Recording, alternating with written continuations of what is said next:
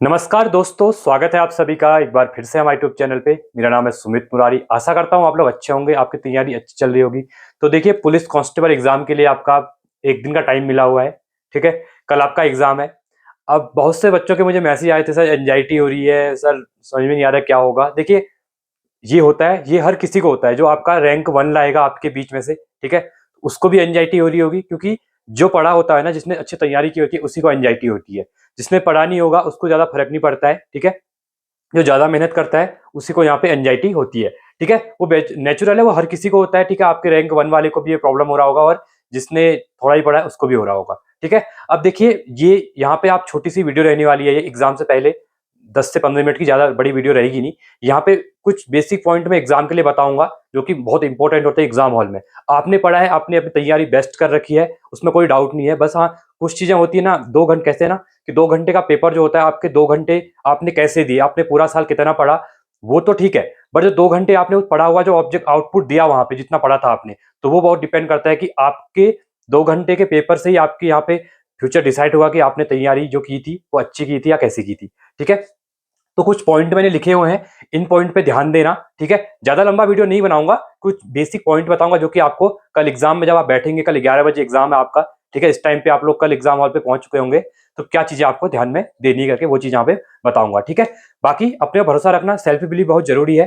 ठीक है, वो होता है तो चीजें आसानी से सब कुछ हो जाती है। अब देखिए, पहली बात तो मैं बात करूं तो कुल टोटल पद आपके 2000 पद है। ठीक है, अब कुछ चीजें यहाँ पे इंपॉर्टेंट चीजें बता रहा हूँ, ध्यान देना। ठीक है, ये आपको मोटिवेट भी करेंगी, थोड़ा डिमोटिवेट भी करेंगी, बट ज्यादा जो करेंगी वो मोटिवेट करेंगी। देखिए, मुझे नहीं पता, देखिए 2022 से मैं उत्तराखंड के एग्जाम को यहाँ पे देख रहा हूँ। ठीक है, मतलब उनको फॉलो कर रहा हूँ, तो मैंने कोई भी 2000 पोस्ट के लिए नोटिफिकेशन आज तक नहीं देखा, इसके अलावा जो पुलिस कांस्टेबल का एग्जाम था। हाँ, इससे पहले लास्ट ईयर जो एलटी का पेपर आया था वो थे, वहां पे 1500 पोस्ट थी। ठीक है, तो इतना बड़ा एग्जाम, इतनी ज्यादा पोस्ट लेके अगर कोई एग्जाम हो रहा है, तो एक तो ये होना चाहिए कि आप लोगों में से जो कट ऑफ होगी ना वो बहुत थोड़ा नीचे जाएगी। और 2000 पोस्ट, एक चीज और ध्यान देना, बाकी जो पोस्ट होती है ना उसमें फीमेल भी होती है। ठीक है, बट यहाँ पे ओनली मेल, तो मेल कैंडिडेट के लिए है, और 2000 पोस्ट बहुत होती है। ठीक है, एग्जाम छोटा सा उत्तराखंड जो है, इसके अकॉर्डिंग जो अगर पोस्ट देखेंगे तो 2000 पोस्ट अच्छी खासी पोस्ट है। ठीक है, तो यहाँ पे आप लोगों को सिलेक्शन ले लेना है। ठीक है, अब देखिए, मेन चीज में जो बात करने वाला था ना, वो बात करने वाला था। देखिए, 2000 पोस्ट है, आई थिंक 39 से 40 हजार बच्चों ने यहाँ पे क्वालिफाई किया हुआ है, फिजिकल जो क्वालिफाई किया हुआ है। तो 40 हजार में से जो पेपर देंगे, अब देखिए इस 40 हजार को मैं डिवाइड करूंगा, तो यहाँ पे देखिए बहुत से बच्चों का एसएससी जीडी का निकला हुआ है। अभी बहुत से बच्चे उसके लिए सोच रहे होंगे, पुलिस के पेपर को इनने लाइटली लिया होगा। बहुत से बच्चों ने अग्निवीर का भी पेपर दिया हुआ है। ठीक है, तो बहुत से बच्चे अग्निवीर में जा रहे होंगे। हाँ, और इससे पहले जब फिजिकल हुआ था ना, इसके बाद बहुत से बच्चे अभी जो ट्रेनिंग चल रही है अग्निवीर की, तो ट्रेनिंग भी कर रहे हैं अग्निवीर की। और बहुत से बच्चे एसएससी जीडी का जो लास्ट का पेपर आया था, पेपर हुआ था, उसकी भी ट्रेनिंग कर रहे हैं। तो इसमें से बहुत से बच्चे क्या होंगे, आपके अभी नहीं होंगे अवेलेबल। एग्जाम देने वाले 30 हजार भी हो सकते हैं, 32 हजार भी हो सकते हैं, या फिर उससे भी कम हो सकते हैं। ठीक है, या 35 हजार भी हो सकते हैं। मैं एक आपको आइडिया यहाँ पर बता रहा हूँ। ठीक है, अब देखिए, उत्तराखंड में 2000 पोस्ट आना मतलब, लास्ट ईयर में आबकारी की बात करता हूँ यहाँ पे, तो जो आबकारी का एग्जाम हुआ था ना, उसमें 220 टोटल पद थे। टोटल जो पद थे 2020, सॉरी 220 थे। और जो कट ऑफ गई थी ना, वो 71 और 72 नंबर में बच्चों का सिलेक्शन यहाँ पे हो गया था। बता रहा हूँ, एक आइडिया बता रहा हूँ। ठीक है, तो यहाँ पे 2000 पोस्ट है, तो आप ये लग चाहिए, अगर पेपर का लेवल थोड़ा भी हाई आता है या बिल्कुल लो आता है, तो लास्ट में आप जब देखेंगे ना, आप में से बहुत से बच्चे होंगे 54 नंबर, 55 नंबर, 60 नंबर वाले बच्चे भी सिलेक्शन इस पेपर में ले जाएंगे। देखिए, ये मैं ओपनली कह रहा हूं, यहाँ पे जब आपका रिजल्ट आएगा आप लोग खुद देखना, 55-60 नंबर वाले बच्चे का सिलेक्शन भी, क्योंकि देखिए 2000 पोस्ट है, और ये 2000 पोस्ट बहुत ज्यादा होती है।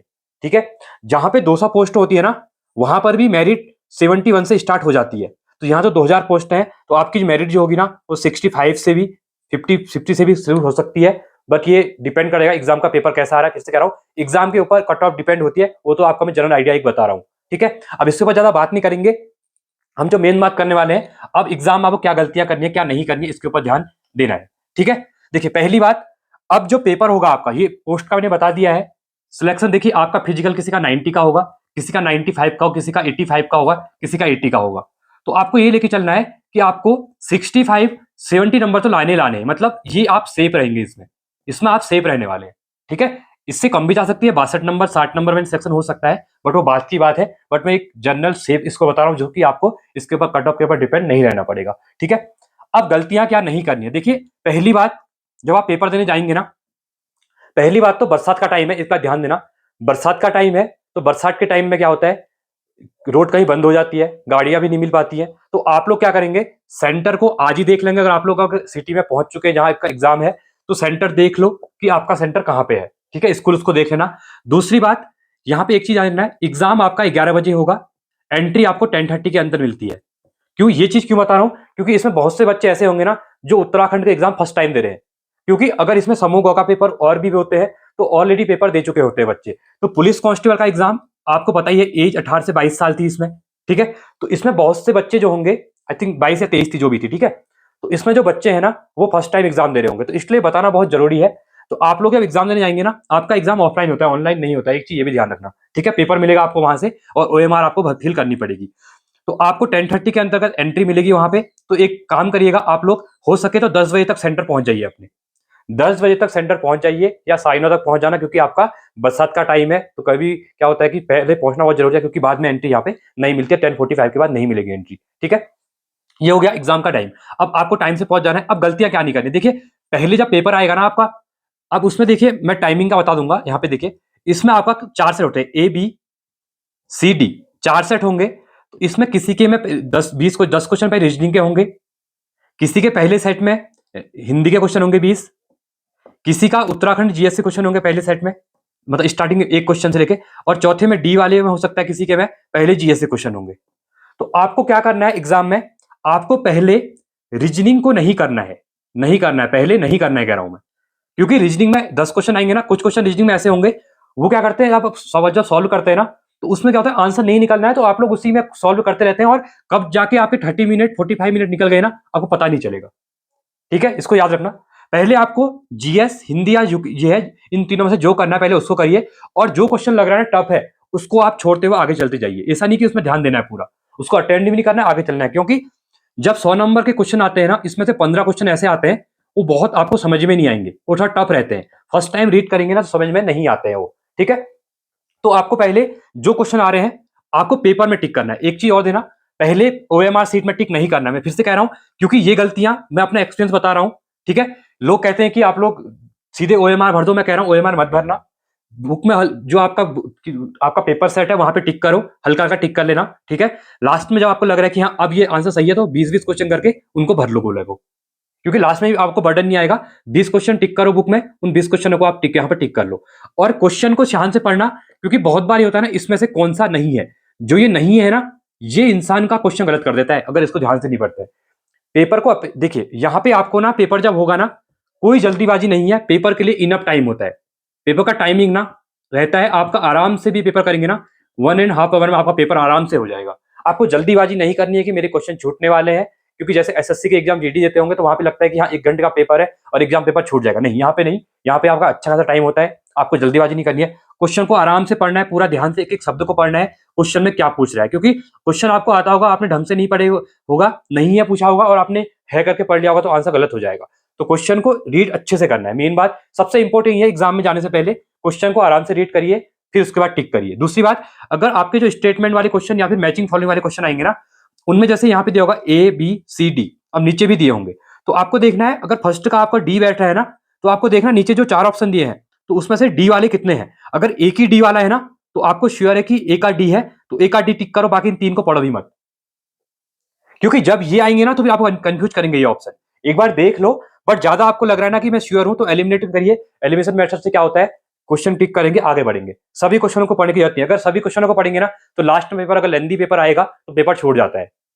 इसको ध्यान देना, ये बहुत इंपॉर्टेंट बात को मैं बता रहा हूं। तो ये चीजें आपको क्लियर हो गई है, गलती कौन सी नहीं करनी है, आपको पूरा अच्छे से पढ़ना है। और गोला भरने में आपको ध्यान देना है, जब आप ओएमआर भरेंगे ना, तो पेपर को साथ में रखिए और ओएमआर को आगे क्वेश्चन को पूरा ऐसे हाथ से मैच करिए कि फर्स्ट का मैं ए लगा रहा हूं ना, कि अभी क्या होता है ना, आपको ए का बी होगा, सी का डी होगा, तो क्या होगा, जैसे फर्स्ट क्वेश्चन का बी था, दूसरे का आपको डी था, तो आप क्या करेंगे, एक की जगह 2 को 3 कर देते, 3 में गोला भर देते हैं यहाँ डी में, तो गलत हो जाता है। एक ही लाइन को ऐसे करते हुए चलेंगे तो गलतियां नहीं होंगी, क्योंकि आपको आता भी होगा ना, अगर ओएमआर गलत भर दिया ना, तो ओएमआर ही आपका वहां पे इंक्लूड होगा, आपका नॉलेज वहां पे इंक्लूड नहीं हो रहा है, ठीक है। तो ये इंपॉर्टेंट मैंने आपको बता दी है।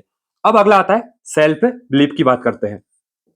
तो सेल्फ बिलीफ बहुत जरूरी है एग्जाम सेंटर में जा रही, आपने जो पढ़ा हुआ है आज तक वो बेस्ट है। किसी और को देख के ये मत देखिए कि उसने ये ऐसा लग रहा है, पढ़ाकू लग रहा है, ऐसा कुछ होता है। हर कोई पढ़ के आता है, कोई किसी ने चश्मा लगाया होगा, किसी ने बड़े बाल बनाए होंगे, वो मैटर नहीं करता है। आपका दिमाग मैटर करता है कि आपने कितनी चीजें यहाँ पे अच्छे से पढ़ी है। तो अपने पर बिलीव रखना कि हाँ मैंने अपना पढ़ा है, बेस्ट पढ़ा है और मैं अपना बेस्ट देके यहाँ पे आऊंगा करके, ठीक है।